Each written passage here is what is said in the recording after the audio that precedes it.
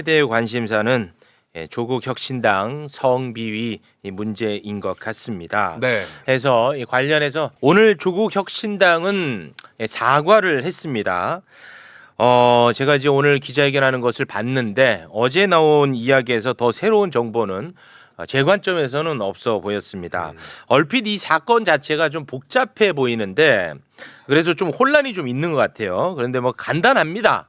성비위 사건 2건, 네. 그리고 직장 내 괴롭힘 사건 1건 이렇게 있는 겁니다. 근데 지금 현재 공식적으로는 피해자와 가해자가 알려지지 않은 상황입니다. 네. 공식적으로는. 근데 저는 개인적으로 이제 가해자가 알려지지 않는 거에 대해서는 조금 의아하다. 어제부터 저 그런 입장이긴 합니다만, 단 하나 좀 부탁을 드리고 싶은 부분이 있습니다. 피해자에 대해서 더 알려고 하지 않았으면 좋겠다. 왜냐 제가 좀 취재를 해봤는데 피해자 2분 가운데 한 분은 행여나 이것이 알려질까봐 매우 심각한 두려움을 겪고 있다고 합니다. 그렇죠. 예, 지금 현재 그 조국혁신당 내에서도 그 피해자가 누군지 거의 다 모를 정도로 다행이네요. 지금 피해자를 보호하고 있는 그런 상황이거든요. 그래서 댓글상으로라도 그런 부분에 대해서는 조금 조심해 주시면 좋을 것 같다는 생각이 듭니다. 네. 이와 관련해서 방송에서 많은 이제 평론을 하고 다니는 두 분의 의견을 좀 간략하게 좀 들어보도록 하겠습니다. 최진봉 교수님 그리고 강성필 부대변인 어서 오십시오. 네, 안녕하십니까. 네. 관련해서 뭐 혹시 뭐 어떤 생각을 갖고 계신지 간략하게 좀 부탁드리겠습니다. 일단 이 성비위 사건이라는 거는 이 당사자 간의 내밀한 문제거든요. 네. 그렇기 때문에 이 수사 기관에서 제대로 수사를 하지 않으면 사실 누가 옳고 그른지에 대해서 삼자적인 입장에서는 판단을 하기가 상당히 어렵습니다. 그렇기 때문에 저는 이제 조국 혁신당 내부의 성비위 사건과 관련해서 말씀드리는 것보다는 그 이후에 좀 조국 혁신당의 태도에 대해서 좀 전 지적을 하고 싶어요. 네, 성비위 사건 자체는 지금 수사기관에 가 있는 상태입니다. 네. 그러니까 일단 강미정 전 대변인의 그 주장에 따르면 어쨌든 조국 전 대표가 이제 교도소에 있을 때도 편지를 보냈다고 합니다. 그리고 이제 조국 전 대표가 이제 출소하신 지 뭐 20여일은 지난 상황 아니겠어요? 그러면 조국 혁신당에서 누가 뭐라고 하더라도 가장 큰 영향력을 미치는 사람은 조국 전 대표라고 저는 생각을 하고 거의 대부분의 국민들도 그렇게 생각할 거라고 생각을 합니다. 그건 뭐 당연하죠. 그런데 어제 기자가 조국 전 대표에게 마이크를 들이댔어요. 네. 이 성비 사건과 관련해서 어떤 입장이시냐. 그런데 조국 전 대표가 아무 말도 하지 않았어요. 나중에 들어보니까 뭐 나중에 따로 얘기할 기회가 있을 것이다라고 얼버무렸다고 하던데 저는 이게 잘못됐다고 생각을 합니다. 조국 전 대표가 조국 혁신당의 전 대표로서 가장 영향력이 있는 인물로서 이 문제와 관련해 가지고 아니 진상조사를 말씀하신 것처럼 하고 있으니 거기에 대해서 명명백백하게 밝히고 그 책임자를 처벌하고 또 피해자는 보호하고 2차 피해도 없도록 하겠다. 그렇게 그리고 이런 일이 일어난 것에 대해서 일단은 너무 죄송하게 생각한다. 이 정도는 최소한 말씀을 해 주셨어야 된다. 네. 하지만 말없이 갔다는 것은 그간 조국 전 대표가 어떤 이슈마다 사안마다 곧바르게 SNS에 본인의 입장을 올렸던 거하고는 너무 상반된 태도이기 때문에 네. 이 부분에 있어서는 반드시 지적을 해야 된다. 저는 그런 생각합니다. 네.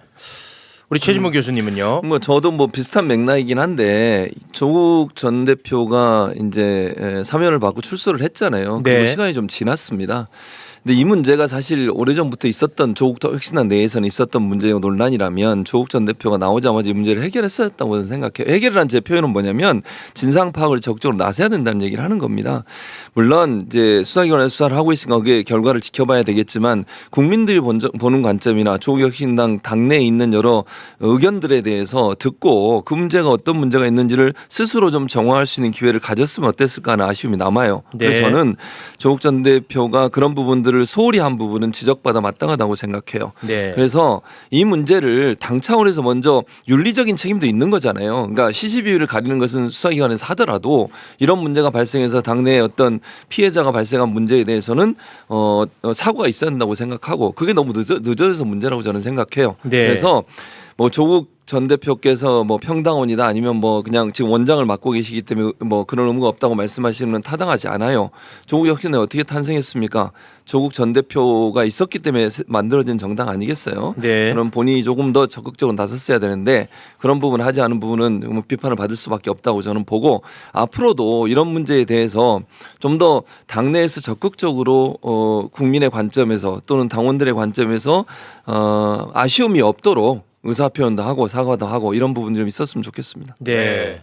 그리고 이제 또 한 축의 이야기가 최강욱 원장 2차 가해성 발언 논란 아니겠습니까? 네. 관련해서 한 말씀 부탁드리겠습니다. 뭐 누가 봐도 부적절했다고 생각을 합니다.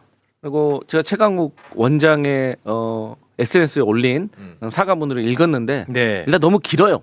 그렇기 때문에 자칫 본인의 마음이 국민들에게 제대로 전달 안 될 가능성이 매우 높았다. 그래서 저는 이 지적에 대해서 최강욱 원장께서 다시 한번 좀 검토를 하시고 제대로 된 좀 사과를 하시는 게 맞다.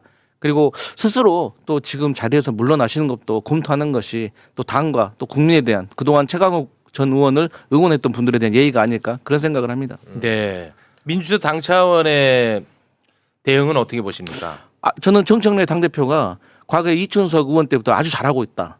어떤 사건이 일어나면 곧바로 진상 조사부터 빨리빨리 하고 그러니까 그 윤리 감사를 시켰잖아요. 그래서 또 결과가 나오면 거기에 따라서 또 개인의 관계와 어떤 호불호를 떠나서 네. 차갑게 냉정하게 객관적으로 저는 처리하고 징계할 거라고 생각합니다. 네. 우리 최진모 교수님. 최강욱 전 원장이 지금 이제 원장이죠. 원장의 발언 잘못됐어요. 분명히 잘못됐고요. 본인이 생각하는 바가 뭔지는 제가 잘 모르겠습니다만 공개적인 자리에서 오해를 불러일으키는 발언을 하는 건 절대로 하면 안 됩니다. 그거는 사실관계 확인도 안 된 상태고 물론 뭐 최강욱 전 의원 입장에서 이러이러한 부분들이 뭐 이렇게 생각한다고 얘기하는 것이 아직 확인되지 않았기 때문에 그렇게 얘기한다고 할 수 있지만 그것이 피해를 당한 분들한테는 엄청난 고통이 될 수 있는 거거든요. 그래서 말을 할 때는 가려서 할 필요가 있는데 그런 부분이 아쉽고요. 그리고 민주당에서 이렇게 하는 건 잘하는 일이라고 생각해요. 윤리감찰단에서 감찰해서 정말로 문제가 심각하다고 판단되면 자리에서 물러나게 해야죠. 네. 그것이 국민이 원하는 민주당의 어떤 자세가 아닌가 이런 생각입니다. 네. 알겠습니다. 오늘 저 방송 전에 오프닝에서 이 부분을 다룰 것이다라고 이제 사전에 그 내용만 저는 이제 전달을 했습니다. 네. 근데 이제 두 분은 워낙에 이제 종편에 최적화돼 있다 보니까 두 분이 동시에 저한테 물어보는 질문이 있었어요. 뭐였죠? 그 매불쇼의 기조가 어떻게 되나요? 저는 근데 이게 아직도 나는 이게 속상한 거예요. 마치 최욱이 뭔가를 생각을 하나 정하면 우리 출연자분들이 거기에 맞춰야 된다고 생각하는 사람이 아직도 존재한다는 게 나는 너무 속상합니다. 그러니까 저는 어떤 한 사안에 대해서 다양한 의견이 있는 게 당연하다고 생각해요. 그리고 그 다양한 의견을 저는 담아내는 그릇이고 그 중에 이제 경쟁을 통해서 어떠한 의견이 더 우세하면 거기에 힘이 실리겠죠.